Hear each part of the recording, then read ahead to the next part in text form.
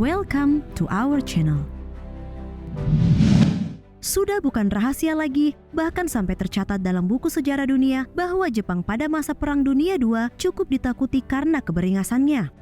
Kala itu, Jepang menjadi salah satu negara yang sangat diperhitungkan, terutama usai bergabung dengan blok poros menantang dominasi sekutu pada Perang Dunia II. Namun tahukah kalian, sejak berakhirnya Perang Dunia II, militer Kekaisaran Jepang bak harimau yang sedang kehilangan taring. Hampir tidak ada peristiwa besar yang mempertontonkan kekuatan militer Jepang. Sementara itu, negara-negara yang dalam sejarah pernah mereka invasi seperti Tiongkok, Korea bahkan Rusia memperlihatkan kemajuan pasukan militernya. Maka wajar jika banyak yang mempertanyakan mengapa kini kekuatan militer Jepang tidak lagi santer terdengar dan benarkah di Jepang sudah tak ada pasukan militer lagi?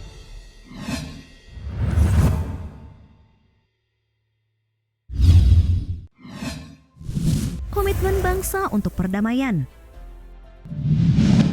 Sebelum melihat kondisi Jepang saat ini, mari kita saksikan betapa perkasanya mereka di masa lalu.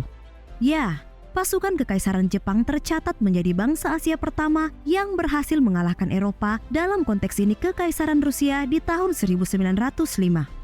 Perang yang oleh sejumlah sejarawan disebut Perang Dunia Nol ini terjadi antara Kekaisaran Jepang melawan Kekaisaran Rusia selama tahun 1904 dan 1905 yang dilatar belakangi ambisi kekaisaran masing-masing di wilayah Manchuria dan Kekaisaran Korea.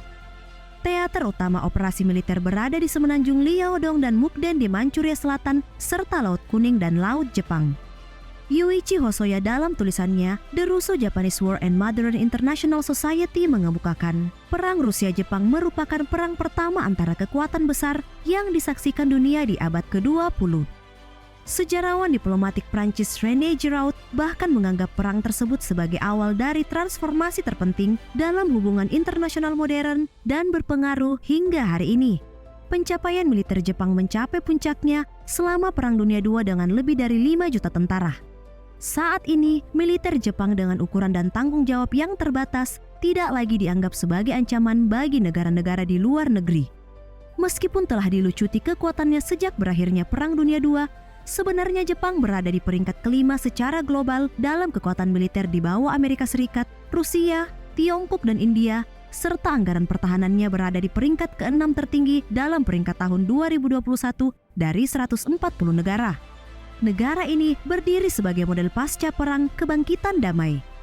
Ekonomi terbesar ketiga di dunia ini sekarang tidak lagi mengorbankan perang tunggal atau melepaskan satu tembakan pun dalam pertempuran.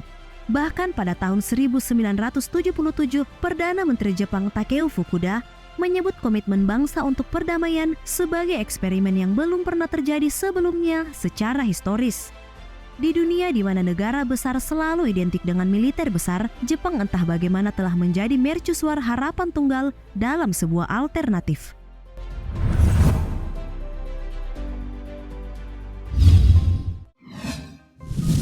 Habis-habisan dalam Perang Dunia II. Serangan Jepang ke pangkalan militer Pearl Harbor pada 7 Desember 1941 memperkuat alasan Amerika Serikat berpartisipasi dalam Perang Dunia II. Jepang pun dipaksa bertekuk lutut dan menyerah tanpa syarat. Intervensi pemerintah Amerika Serikat adalah kunci dari semua ini. Ketika Amerika mengintervensi untuk merubah konstitusi Jepang pasca perang, Jenderal Douglas MacArthur membuat 3 tuntutan awal yang salah satunya melarang Jepang untuk terlibat dalam perang, bahkan sekedar untuk membela diri. Dengan kata lain, keberadaan Jepang akan bergantung sepenuhnya pada perlindungan orang lain, dalam hal ini Amerika. Pada gilirannya, Konstitusi Jepang 1946 yang sebagian besar ditulis Amerika Serikat setelah Jepang dikalahkan, memasukkan pasal 9 Renunciation of War yang secara hukum melarang Jepang untuk memiliki potensi tempur dan berperang. Kira-kira intisarinya, rakyat Jepang selamanya meninggalkan perang sebagai hak berdaulat bangsa, angkatan darat, laut dan udara, serta potensi perang lainnya tidak akan pernah dipertahankan. Sebagai gantinya, Amerika Serikat menarik Jepang di bawah perlindungan nuklirnya karena mendapati dirinya dibom dan dilanda kehancuran parah. Kemudian rezim lama Jepang diganti dengan pemerintahan demokratis, serta seluruh matra angkatan bersenjata kekaisaran dibubarkan. tidak hanya sampai di situ. Pasal 9 Konstitusi Jepang melarang penyelesaian sengketa internasional melalui perang dan melarang pemeliharaan militer. Pasal 9 juga sering disebut sebagai klausul perdamaian. Namun meletusnya Perang Dingin dan Perang Korea memaksa Jepang untuk memperkuat kemampuan pertahanannya. Alhasil, tafsiran lebih dekat pasal 9 memberi Jepang hak untuk membela diri dan mendapatkan kekuatan bersenjata minimum yang diperlukan untuk menggunakan hak tersebut. Meskipun Jepang dalam tanda kutip tidak diizinkan memiliki militer, negeri Sakura faktanya masih berinvestasi pada pasukan pertahanan yang mereka namakan Japan Self-Defense Forces atau SDF.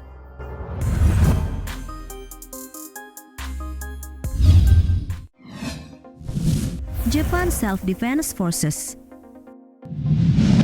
Self-Defense Forces atau pasukan bela diri Jepang kemudian dibentuk pada 1954 terlepas dari pasal 9. Pemerintah Jepang berpendapat bahwa satu-satunya tujuan SDF adalah pertahanan dan tidak memiliki persenjataan yang digunakan untuk menyerang seperti pembom, rudal balistik jarak jauh, dan kapal induk.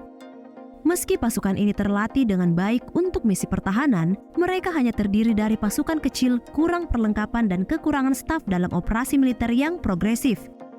Penanggulangan bencana dan beberapa upaya pemeliharaan perdamaian PBB adalah bagian dari beberapa aktivitas yang dilakukan SDF, yakni beberapa upaya bantuan kemanusiaan seperti gempa bumi Hanshin tahun 1995 dan bencana nuklir Fukushima tahun 2011 memulihkan kepercayaan sipil pada SDF.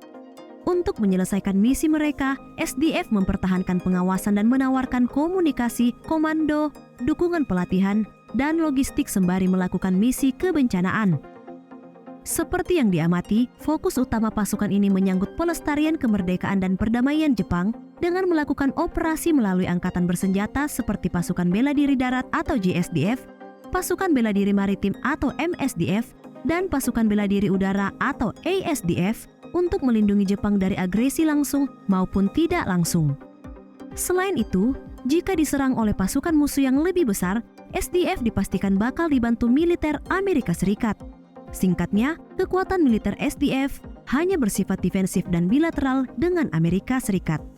Hal menarik lainnya dari SDF yaitu mereka tidak memiliki undang-undang militer. Jadi pelanggaran yang dilakukan oleh personilnya ditangani oleh pengadilan sipil di yurisdiksi yang sesuai. Karena tak ingin melakukan kesalahan yang sama, jadi untuk lebih mencegah timbulnya kebangkitan militerisme, para pemimpin Jepang secara konsisten menekankan jaminan konstitusional kontrol sipil atas angkatan bersenjata dan pemerintah.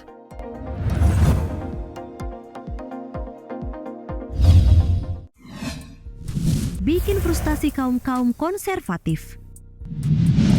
Konstitusi Jepang tidak pernah direvisi yang seringkali membuat frustasi kaum konservatif Jepang. Mereka merasa muak dengan tanggung jawab orang asing untuk menulis undang-undang dasar mereka. Ya, selama bertahun-tahun konstitusi telah menghadapi banyak usulan untuk direvisi, namun usulan pasal 9 tidak dapat menghindari perdebatan yang paling panas. Mendiang Perdana Menteri Jepang, Shinzo Abe sejak tahun 2012 mencoba untuk secara eksplisit mengizinkan SDF mempersenjatai diri dengan senjata ofensif. Upaya itu diperkuat ketika terpilihnya Donald Trump sebagai Presiden Amerika Serikat memicu kekhawatiran Jepang. Trump bahkan mengancam akan menarik pasukannya dari Jepang. Karena meningkatnya kekhawatiran ketakutan seputar uji coba rudal Korea Utara serta dominasi Tiongkok di dekatnya, mendorong Abe dan partainya Partai Demokrat Liberal atau LDP mengamandemen pasal 9. Hanya saja LDP dan koalisinya gagal mencapai mayoritas 2/3 di parlemen Jepang, yang berarti Abe tidak dapat menghasilkan referendum untuk merevisi konstitusi warisan Amerika Serikat. Pada akhirnya, terlepas dari hasil politik ini, kapasitas pasukan bela diri Jepang terus tumbuh dan berkontribusi dalam urusan perdamaian dan operasi pasca konflik serta pertahanan misil yang lebih besar. Bagaimana menurut kalian dengan sistem pertahanan Jepang ini?